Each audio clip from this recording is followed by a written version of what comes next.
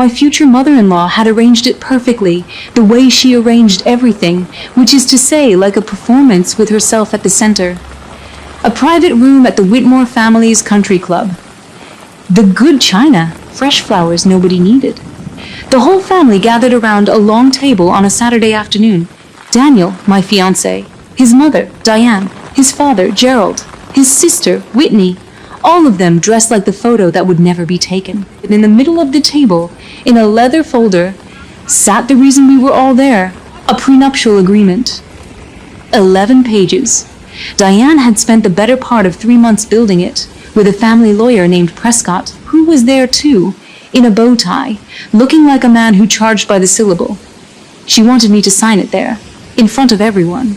That was the entire point of the staging, not the document itself, but the audience for it.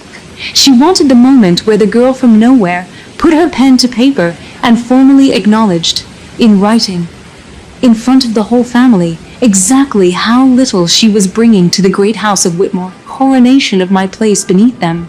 She had no idea I had been looking forward to this lunch for weeks, because I had agreed to her prenup. I had agreed to all of it, every clause, without a single complaint, which had surprised and quietly disappointed her, because she'd been so ready for a fight.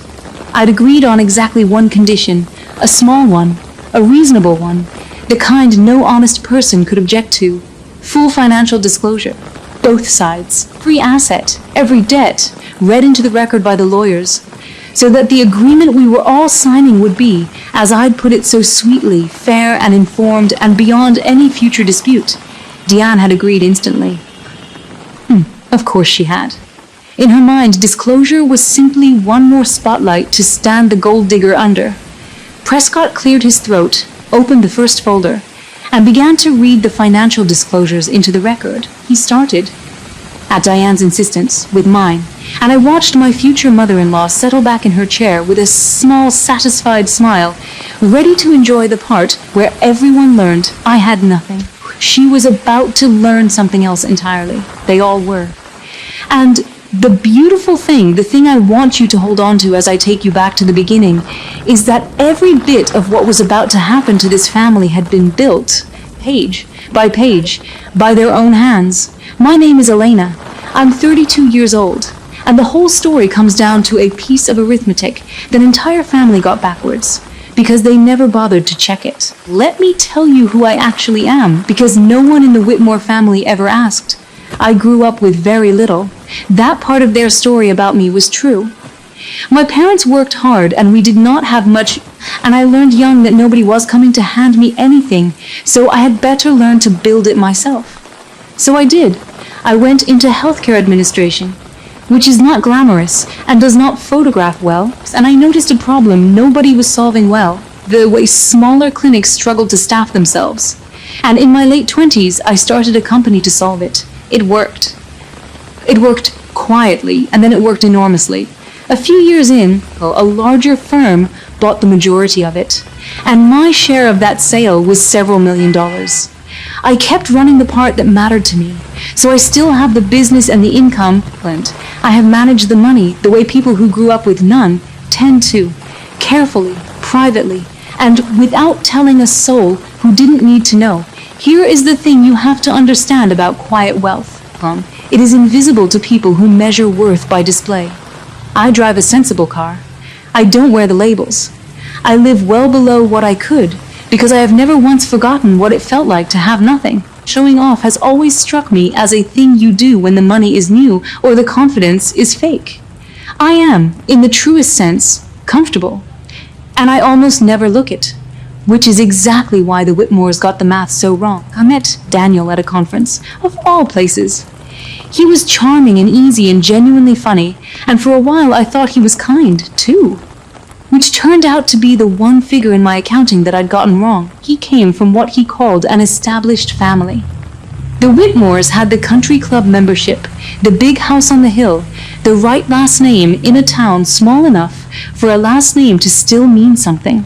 They wore their status like it was load-bearing, and from the very first dinner his family looked at me, in my sensible clothes and my sensible car, and they did the easy math. Poor girl, marrying up. lucky to be at the table. They never asked what I did. When I tried to tell them once, early on, Diane patted my hand and said how nice it was that I kept busy and changed the subject to Daniel's cousin sailing. So I stopped offering, and I let them keep their comfortable, condescending little sum. I didn't know yet that their arithmetic was wrong in both directions, that they had not only badly underestimated me, but had wildly overestimated themselves. I would find that out slowly, over the year that followed, one small crack at a time. For a year, the Whitmores were never once openly cruel to me. That's not how families like that work. Their cruelty was upholstered.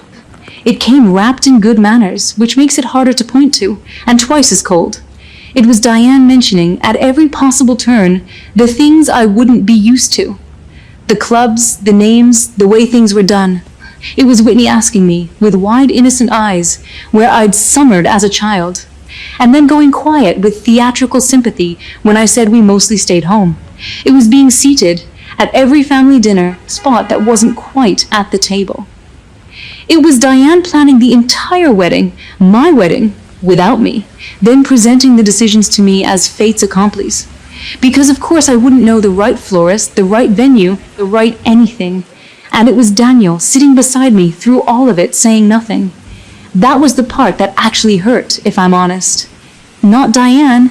Diane was just weather. It was watching the man I was going to marry, watch his mother diminish me, again and again, and choose the peace of his family over the dignity of his partner, every single time. When I brought it up, gently, he'd sigh and tell me his mother meant well, that it was just how she is, that I was being a little sensitive, and could I please just try to get along for him? Get along. Be gracious. Don't make a scene. I knew that script. I'd been raised to it as surely as Diane had been raised to her silver. The thing that started to change me wasn't the insults, those. It was a detail. A small, strange detail that I noticed at a dinner one night, because I am, by training, and by nature, a person who notices the number that doesn't add up. Diane was talking grandly about the renovation they were doing on the lake house. The same renovation she'd been talking grandly about for a year, but I'd been to the lake house, and nothing had been touched. And Gerald's new car had dealer plates that never seemed to become real plates, the way a leased car does when it's quietly returned and released to him. And there was a brittleness to the way Diane talked about money, a too loud, too frequent quality, the way people talk most about the thing they're most afraid of. I didn't think much of it at first, but I'm the person who sees the problem in the data before anyone else does. And somewhere in that year, almost without meaning to, I started adding up the Whitmores. The sum was not what they wanted anyone to see. Once I started really looking, the facade was everywhere, and it was thin. I want to be clear that I never snooped. I never went through anyone's papers. I simply paid attention. The way I pay attention to everything, and the Whitmores were far less careful than they were proud. The country club they treated like a second home.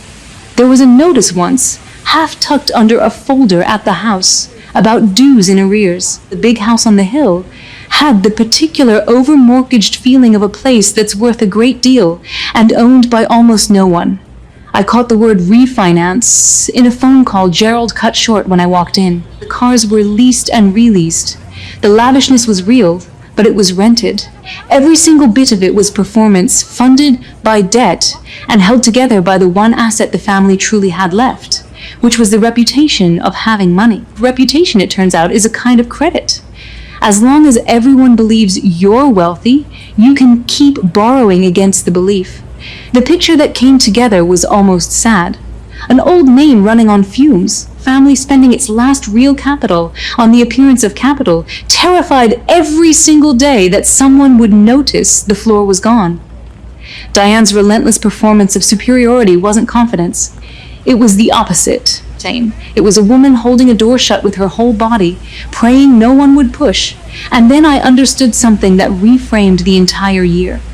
Why this family, drowning quietly, was so very invested in their son marrying well. Why they cared so much about appearances and alliances and the right sort of people. They needed the marriage, not for love, for ballast. A respectable union, ideally to a family with means, exactly the kind of thing that could shore up the Whitmore name long enough to keep the belief alive a few more years. They'd assumed I was a poor girl marrying up, and they'd tolerated me anyway, held their noses and allowed it because Daniel wanted me, and because, frankly, they were in no position to be as choosy as they pretended. The irony was so complete it was almost beautiful. They looked down on me as the one with nothing to bring, and I was the only person in the entire arrangement who actually had anything at all. I told no one what I'd worked out. Not Daniel. Especially not Daniel. I just held it, quietly, the way I hold everything, and I waited to see what they would do. What they did was hand me the prenup. Deanne presented it the way she presented everything, as a kindness I was too unsophisticated to appreciate. It was simply standard, she explained, families like theirs. A formality. A way to protect the family's assets. She said, the family's assets, the way you'd say a national treasure, from the ordinary risks of modern marriage. Nothing personal, of course. She was sure I understood. She managed to make protecting their fortune from me sound like a courtesy she was extending on my behalf. The document itself was not standard. I had my own lawyer read it quietly, a sharp woman named Renata, who'd handled things for me since the company's sale, and who read the 11 pages with her eyebrows climbing higher on everyone. It was punishing. In the event of divorce, I would walk away with essentially nothing and no claim to anything Whitmore, while a long list of clauses protected their assets, their property, their name. It assumed in every line that the money flowed one direction, theirs to protect, mine to be kept away from. And Daniel, when I showed him, did exactly what I knew by then he would do. He sighed. He told me his mother meant well. He said it was just paperwork, that it didn't mean anything, that it would make everyone comfortable. And could I please just sign it for him to keep the peace, keep the peace. There it was again. So I want to tell you about the exact moment this stopped being a story about a wedding and became something quieter and much more permanent. It was that night, looking at the prenup on my kitchen table, with Renata's notes in the margins, and Daniel's voice still in my ear, asking me to sign away my dignity to soothe his mother. I realized I was holding two things at once. A document built to prove I was beneath them, truth about who actually had anything to protect. And I realized the document and the truth, if I was patient, could be made to do the exact same job, so I didn't refuse the prenup. I want you to notice that, because it's the whole hinge. I didn't fight it, didn't get angry, didn't make the scene Diane was braced for. I told Daniel sweetly that he was right, that it was just paperwork, that I'd be happy to sign. I had only one small condition, and I delivered it like an afterthought. If we were going to do this properly, to protect both families, to make it fair and beyond dispute, then the agreement should be fully mutual, and there should be complete financial disclosure on both sides. Read into the record at the signing. The way Renata assured me, serious families always did it. Deanne agreed before I'd even finished the sentence. She loved it. To her, mutual disclosure was just a bigger stage to display my emptiness on. She probably went home and told Gerald the gold digger had walked right into it. She was half right. Someone had walked right into it. Here is everything I did between that night and the signing, and none of it was loud. First, I had Renata make the prenup genuinely mutual, in real legal language, not the lopsided thing Diane's man Prescott had drafted. Symmetrical. What protected the Whitmore assets from me now protected my assets from the Whitmores. Clause for clause, mirror for mirror. Diane had wanted an ironclad wall around the family fortune, simply made sure the wall ran in both directions, and made very, very sure that my side of it was airtight, drafted by a lawyer who knew exactly what was sitting behind it. The Whitmores never read my red lines closely. Why would they? Their story. There was nothing on my side of the wall to bother protecting. They glanced at the mutual language, saw fair and equal, and felt magnanimous about it. Second, I prepared my disclosure. Honestly and completely, every asset, every account, the value of the company, the proceeds of the sale, the whole quiet sum I'd spent years building, and never once mentioned at their dinner table. I didn't inflate a thing. I didn't have to. Third, And this was the only part that had nothing to do with money. I made a decision about Daniel. I decided that the signing would be a test, and that I would let it be an honest one. I wasn't going to warn him. I wasn't going to coach him. I was going to lay the truth on that table in front of his whole family, and watch, very carefully, what the man I was supposed to marry did with it.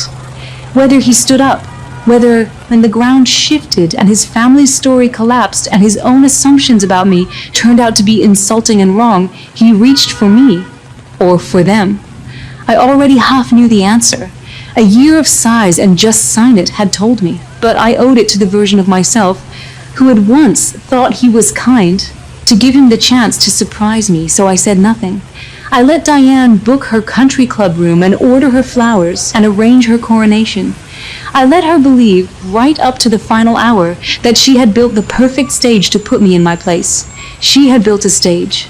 She'd just gotten one detail wrong about who'd be standing on it when the lights came up. I RSVP'd yes. I wore something sensible. And I went to lunch. So now you know what I knew, walking into that bright private room at the country club. Let me take you back to the table. Prescott opened the folder, and at Diane's request, began with my disclosure. I watched her settle back with that small smile, the connoisseur of my humiliation, ready to savor the line where the lawyer read out that I owned essentially nothing. He read my name. He read the value of my company. He read the proceeds from the sale of the majority stake, several $1 million, said in a dry lawyer's voice into the genteel quiet of that room. He read the accounts, he read the investments, he read, line by patient line, the entire quiet fortune that the woman they'd seated just off the table had built with her own 2 hands, and never once mentioned. I did not look at my numbers. I'd seen them. I watched faces instead. I watched Whitney's mouth open. I watched Gerald go very still. I watched Daniel turn to look at me with an expression I'd never seen on him before, because in a year together I had never once let him see this, and the man genuinely had no idea who he'd been asking to just sign it for the peace. And I watched Diane. I watched the smile freeze on her face and then fail slowly as the numbers kept coming and refused to stop. I watched her understand in real time that the spotlight she had built to expose me was illuminating the exact opposite of what she'd promised herself it would. The gold. Digger had walked in with more than the family fortune she'd spent her life pretending to have. There was no version of this disclosure that ended with me beneath them. The reading itself made that impossible, line by line, in front of everyone she had ever wanted to impress. But the truly merciless part wasn't my disclosure. It was the next one, because the agreement was mutual now. Fully, symmetrically mutual, exactly as Diane had so graciously agreed, and mutual disclosure does not have an exit. Having read my numbers into the record, Prescott, Diane's own lawyer, in Diane's own bow tie, had no choice but to turn the page and read the Whitmores. I watched Diane realize it a half second before he started. I watched her open her mouth to stop it, to find some reason, some delay, and find nothing, because she was the one who had insisted on full disclosure in front of these witnesses as a weapon, and you cannot disarm your own weapon in front of the people you raised it to impress. Without admitting exactly what you were hiding, Prescott turned the page. And in the same dry voice, he began to read the financial position of the great house of Whitmore, the mortgage on the house on the hill, and the second mortgage under it. The home equity line nearly drained. The cars, every one of them leased. The club dues in arrears, read aloud, at the club. And the number at the bottom, the one that mattered, the family's true net worth once the debts were set against the rented splendor, a figure deep in the red. Something close to $700,000 of debt, wearing a country club blazer. The room went so quiet I could hear the flowers. Nobody had told Whitney. You could see it hit her like cold water. Hand. This is the detail I keep coming back to. Nobody had fully told Daniel either. He stared at his father's disclosure like a man reading about a stranger. The Whitmore fortune he had spent his whole life standing on, the inheritance of status that had made him so comfortable letting his mother look down on me, the thing he'd been so sure was load-bearing. It had been a stage set the entire time. And he was learning it the same minute I was confirming it. this whole family watching, with the prenup his mother built to protect a fortune that did not exist, sitting open between us all. Diane tried once to save it. She reached for the old tool, the manners, the magnanimity. She began to say something bright and brittle about how, of course, these things are just paper, how real wealth is family, how numbers never tell the whole story. But her voice had nothing under it anymore. When everyone at that table could hear the hollowness now, the way you suddenly hear a floor is empty, once you know there's nothing beneath it. The performance only ever worked while everyone agreed to believe it. Prescott had just read the belief out loud, and it was gone. And here is the moment I had really come for. Not the numbers. The numbers were just the light I'd switched on. I turned to Daniel because the whole question of my life in that second was sitting in his face. His family was exposed. His assumptions about me were exposed. The girl he'd asked to sign away her dignity to keep his mother comfortable had just turned out to be the only solvent person in the room. This was the moment for him to reach across that table, to choose me over the collapsing performance, to say a single true thing. He looked at his mother first. That was all I needed. He looked at his mother first, to see how she wanted him to handle it, how the family would be spinning this, what the approved reaction was. In the most important 10 seconds of our entire relationship, his instinct was not to reach for me. It was to check with the very people who'd spent a year teaching him I was beneath him. And then he turned back to me, and the first words out of his mouth were not, "Are you all right?" or "I'm sorry," or "I never knew." They were a small, stunned, grasping question about why I hadn't said anything, with something underneath it that I recognized instantly because I'd seen it on Diane's face all year. Not love, calculation, sound of a man revising his estimate of me upward, and trying to figure out in real time how to keep me now that the math had changed. So now I had my disclosure too, the most important one of the afternoon, and it had nothing to do with money. I reached into my bag, but what I took out wasn't a pen, it was the prenup, my copy. The mutual ironclad, beautifully symmetrical document Diane had forced and I had perfected. I set it on the table, unsigned, next to the engagement ring. I had just quietly slipped off my finger, and I said the only thing I said all afternoon. I thanked Diane for insisting on full disclosure. I told her she was right, that it had made everything fair, and beyond dispute, and perfectly clear.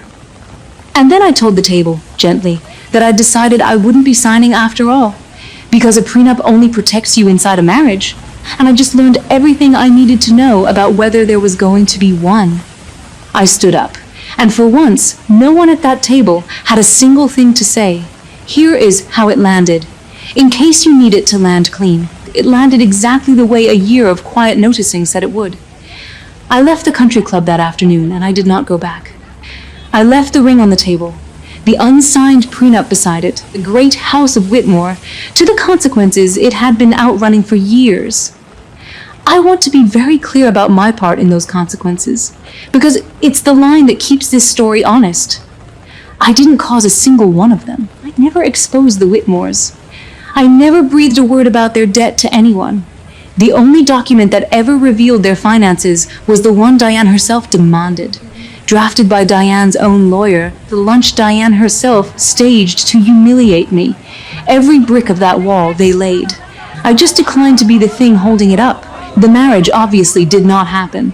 Daniel called for weeks. The messages moved through a very predictable sequence. First, the wounded confusion, then the apologies he should have made for a year and never did.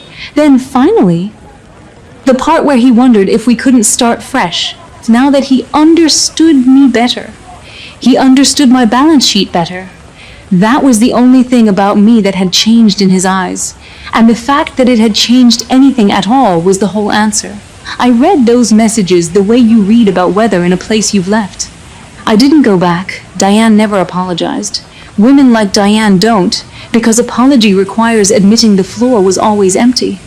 The last I heard, the performance was getting harder to fund without the respectable marriage they'd been counting on to shore it up.